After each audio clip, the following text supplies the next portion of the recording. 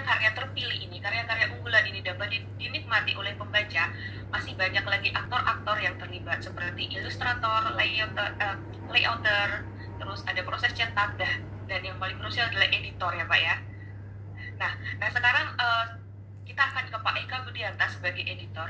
Pak, pertanyaan utama saya dan mungkin pertanyaan teman-teman dalam forum ini adalah bagaimana sih Pak dan sejauh apa Bapak melihat esai-esai terpilih ini? Refleksi apa yang dihadirkan oleh karya-karya ini? Nah, Pak Eka akan menjawab melalui presentasi ya Pak ya. Host, ya. Apakah bisa dibantu sharing screen? Iya. Terima kasih Undan. Ini nama yang sudah sangat klasik, Undan itu. 1000 tahun yang lalu ada banyak Undan, sekarang tinggal satu. Hebat. Baik, kita mulai ya dari ini dengan esai kita membangun Indonesia. Mohon izin untuk memberikan satu perspektif sehingga yang kita lihat ini menarik. Jadi tergantung di mana kita berdiri. Apabila kita melihat ya misalnya petani gitu. Petani kalau diberi Mercedes malah bingung, tapi kalau diberi traktor malah suka. Nah, ini esai-esai kita juga kita lihat dari perspektif ini. Silakan selanjutnya. Next. Ya. Sebetulnya apa itu esai? Ya, kita adalah esai itu, coba dibalik ya. Sebelum ini ya. Ini ya, pertama ya. Nah, ini. Esai itu adalah bukti tertulis bahwa manusia itu berpikir. Kalau tidak ada esai, tidak ada bukti tertulis, kita ini tidak beda dengan makhluk-makhluk lain yang tidak berpikir. Dan pikiran itu diperlukan untuk apa? Untuk hidup, untuk bermasyarakat, untuk berbudaya, dan berpartisipasi dalam menyelesaikan berbagai macam persoalan. Dan kita melihat sehari-hari esai itu dapat datang pada kita dalam bentuk surat, dalam bentuk kolom, opini. Hari ini misalnya Kompas, ini Kompas ya. Kompas ini hari ini di halaman pertama ada esai tentang yang ditulis oleh Rektor UI, yaitu menelaah resesi. Nah, kita tidak mungkin menghindari esai itu. Jadi esai itu muncul, tajuk rencana terutama. Karena itu kita ingat kalau pengarang seperti Yaakob Utama itu meninggal, orang akan ingat bahwa dia adalah eseis, penulis tajuk rencana berpuluh-puluh tahun di Kompas yang setiap hari menentukan opini masyarakat. Dan juga ada tulisan-tulisan non-fiksi yang menawarkan pemikiran, usul, gagasan, penilaian, dan sebagainya. Solusi terutama, dan cita-cita. Esai itu memberikan cita-cita, esai memberikan harapan. Ya, selanjutnya. Next. Nah, mengapa orang menulis esai? Orang menulis esai karena untuk menyadarkan masyarakat bahwa ada kekayaan yang tersembunyi, ada kearifan yang terlupakan, ada ilmu baru untuk memperkaya kehidupan. Apa sih ilmu itu? Ilmu adalah cara untuk hidup. Ada kesalahan yang perlu dikoreksi, ada kebenaran yang harus dibela, ada kualitas hidup yang harus dipromosikan. Dan ada cara, ada kiat, ada resep untuk hidup lebih sehat. Ini saya lihat Ibu Undan ini kan pengarang buku resep ya, kuliner ya. Yaitu resep-resepnya itu adalah esai-esai dia yang membuat hidup kita lebih bermakna dan bahagia. Next. Nah, ini contoh-contoh. Bung Karno itu adalah eseis yang menjadi presiden. Sebelum dia menjadi presiden, dia berjuang melalui esai-esainya. Dan yang paling terkenal esainya adalah Indonesia Menggugat. Indonesia Accuses, itu esai yang sudah diterjemahkan dalam berbagai bahasa dan mengantar kita kepada kemerdekaan. Di sebelahnya itu ada tulisan dari Pramudia Anantatur. Pramudia Anantatur juga mengatakan begitu. Manusia itu tidak akan hidup kalau tidak menulis. Akan dilupakan, hilang bersama angin katanya. Esainya yang akan, pendapat-pendapatnya yang akan tetap dikutip orang. Next. Ya. Lalu apa hasilnya menulis esai ini? Hasil utama dari menulis esai adalah pendapat publik yang beragam, mencukupi kebutuhan. Saya ingat tuh pada waktu reformasi 98 itu saya ikut rapat Dewan Redaksi Asia ya, di Asia Tenggara, Asia Timur, itu ada satu wartawan mengatakan, kenapa reformasi di Indonesia terjadi? Jawabnya adalah karena kurangnya pendapat umum. Public opinion itu hancur waktu itu, tidak ada. Yang ada hanya pemerintah, sedikit sekali. Sehingga negara ini tidak bisa ditegakkan tanpa adanya pendapat-pendapat umum yang kuat, yang beragam, yang membuat kita hidup itu berharga. Semangat kita tetap hidup, pengabdian kita merasa dihargai, dan kita tetap merasa berhati-hati. Nah, terbentuknya pendapat umum atau kesimpulan bersama seperti yang secara teratur disumbangkan oleh para penulis editorial, ini penting. Nah, teman-teman, para peserta ini ada 1.000 pesertanya.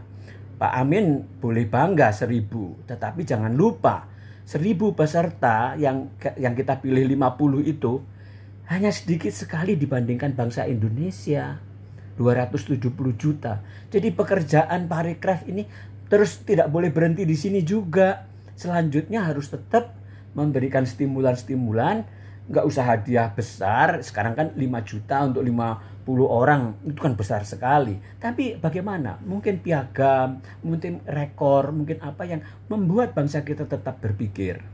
Dan ini akan memunculkan esais handal yang berjasa dalam membentuk opini publik. Nah, antara lain yang kita kenal adalah influencer itu seringkali.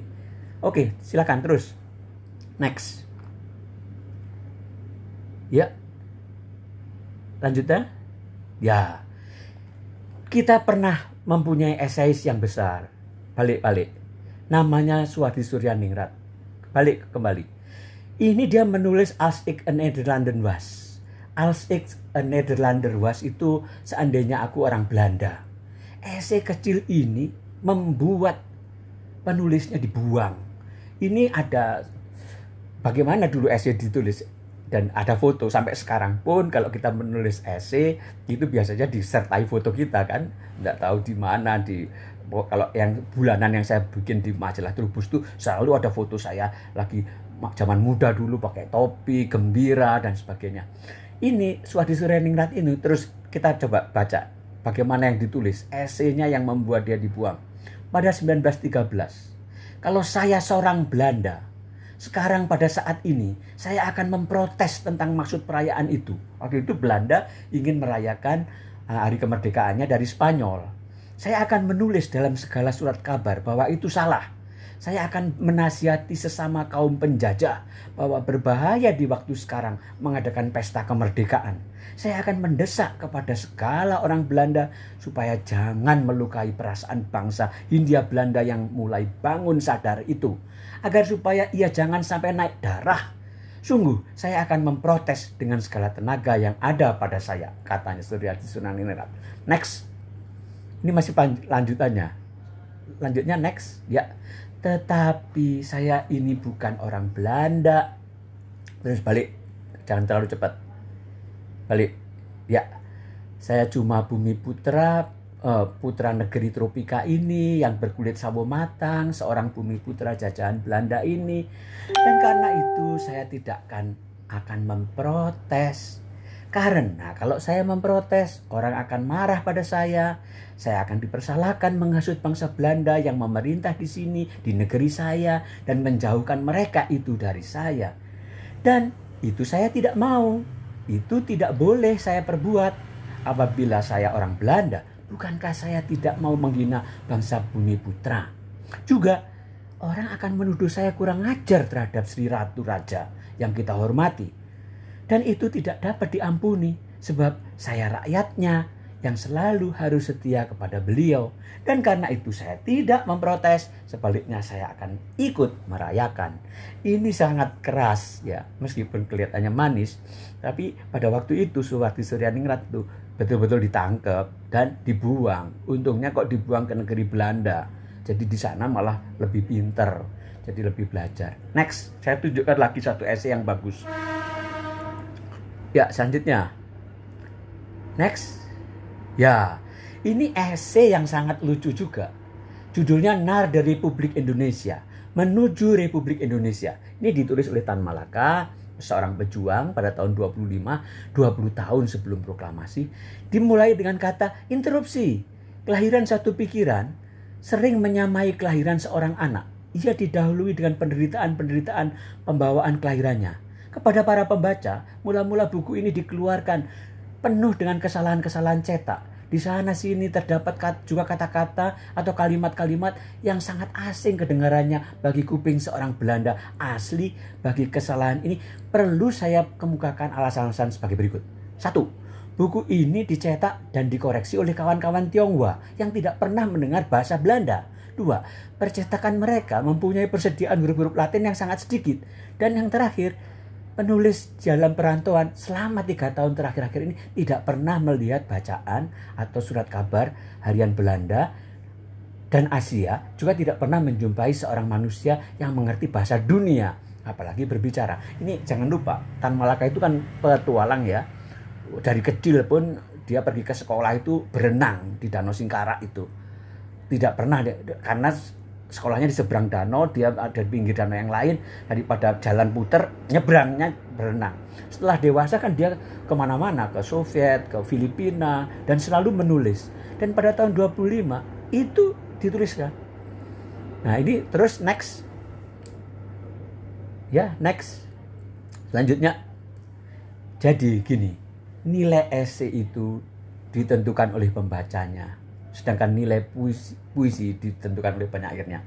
Ini minggu lalu itu saya disuruh menulis puisi. Definisi puisi itu adalah apa yang oleh penyairnya disebut puisi. Tapi kalau menurut saya, esai itu apa yang menurut pembacanya adalah esai. Jadi kalau kita melihat ada bahan, ada pikiran, lahir dan bermanfaat, bisa berbentuk surat, biografi, catatan perjalanan, novel, bahkan puisi. Nah itu esai. Karena itu kita dengar sekarang ada puisi esai, cerpen esai, novel esai, bahkan dikasih catatan kaki kan. Nah itu saya kira kita lihat segala bentuk, apalagi sekarang zamannya WA, pesanan-pesanan singkat, itu pun esai saya kira. Tidak boleh diragukan bahwa itu adalah buah pikiran manusia. Next. Nah, esai-esai yang terbesar yang pernah lahir di kita ya, habis gelap terbitlah terang, itu kumpulan suratnya Kartini. Jangan lupa ya, Kartini itu meninggalnya tahun 1904 Agustus. Bukunya ini baru terbit dalam bahasa Indonesia tahun 34 tahun setelah orangnya meninggal. Soekarno ini mengumpulkan berbagai macam pidatonya sampai dapat 2 jilid tuh yang disebut Di Bawah Bendera Revolusi. Itu semua esai. Dan esai-esai itulah yang membentuk bangsa kita. Esai-esai itulah yang memelihara kita. Baik dalam perspektif agama, dalam perspektif sosial, dalam perspektif ekonomi, dan terutama dalam perspektif politik. Jadi para peserta 1.000 orang yang ikut mendaftar pertama ini, saya mengatakan gembira, mengatakan selamat. Anda telah memilih peluang yang bagus, dan panitia juga sudah bekerja keras sekali. Pak Muhammad Amin itu saya sampai protes dari awal, ini gimana orang mau mengundang esai, persyaratannya berat sekali. Apa persyaratannya? Di antaranya bikin pernyataan dengan materai, tidak boleh kurang dari sekian kata dan sebagainya. Nah ini memang sengaja diperbuat oleh Parekraf, Kementerian Pariwisata dan Industri Kreatif. Kalau enggak, semua orang Indonesia bisa ikut, semua merasa punya esai. Dan bayangkan kerja orang-orang tim peneliti, juri, dan orang-orang seperti saya. Orang baca 1.000 karangan aja sudah hampir munak-munak gitu ya. Memilih 50 cerpen dan 50 puisi, 50 cerpen dan 50 esai dari 1.000 peserta, itu lumayan berat loh. Oke, next. Ya.